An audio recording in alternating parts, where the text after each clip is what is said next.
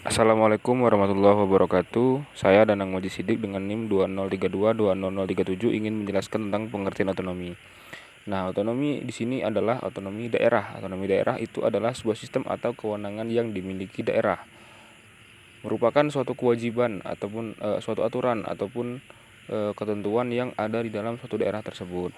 Nah, otonomi daerah ini berfungsi itu gunanya untuk mengembangkan daerah serta isi di dalam daerah tersebut. Berkembangnya suatu daerah dan majunya suatu daerah itu tergantung dari otonomi daerah tersebut. Apabila otonominya tertata, tersusun, terstruktur, maka perkembangannya akan sesuai dengan otonomi yang sudah disusun tersebut.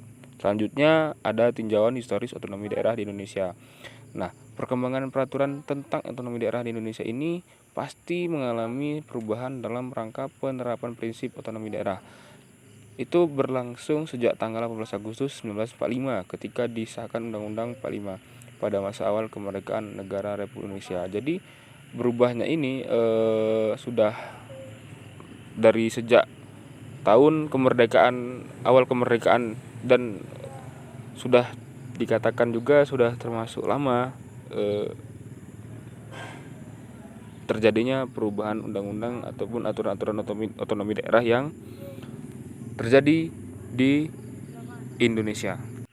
Sebagaimana sudah dijelaskan pada poin pertama itu di masa penjajahan Belanda.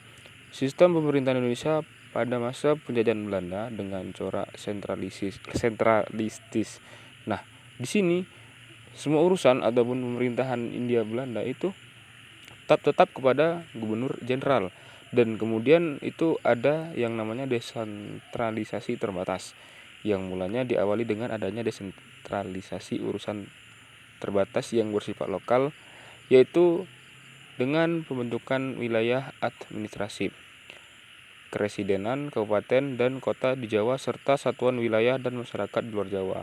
Poin kedua itu adalah masa penjajahan Jepang, yang mana pada masa penjajahan Jepang ini Indonesia diperintah dengan pembagian urusan yang bercorak Jepang atau ala Jepang yang dipimpin oleh bala tentara Jepang sebagai pemerintah pusat yang dikuasai Angkatan Darat dan Angkatan Laut.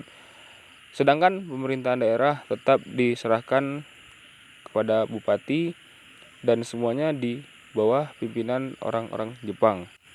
Selanjutnya itu pada poin ketiga, yaitu pada masa kemerdekaan Republik Indonesia, yang mana sejarah perkembangan pengaturan tentang pelaksanaan desentralisasi atau otonomi daerah di Indonesia sejak kemerdekaan 1945 sampai masa berlakunya Undang-Undang Nomor 5 Tahun 1974 telah mengalami berbagai pengaturan yang tidak konsisten ataupun tidak komitmen, yaitu beberapa kali dilakukan perubahan yang memang secara prinsip dalam pengaturannya itu terjadi, sehingga dalam kenyataannya di Indonesia memang belum pernah terjadi penyelenggaraan pemerintahan lokal atau pemerintahan daerah.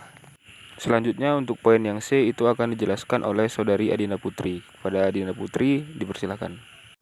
Baiklah, saya Adinda Putri dengan NIM 20322010 akan mempresentasikan tentang otonomi daerah di poin C, yang mana tentang prinsip desentralisasi atau otonomi daerah yang tertuang dalam pasal 18 Undang-Undang Dasar 1945, yang berbunyi yang pertama yaitu negara Indonesia itu suatu negara yang enhanced state.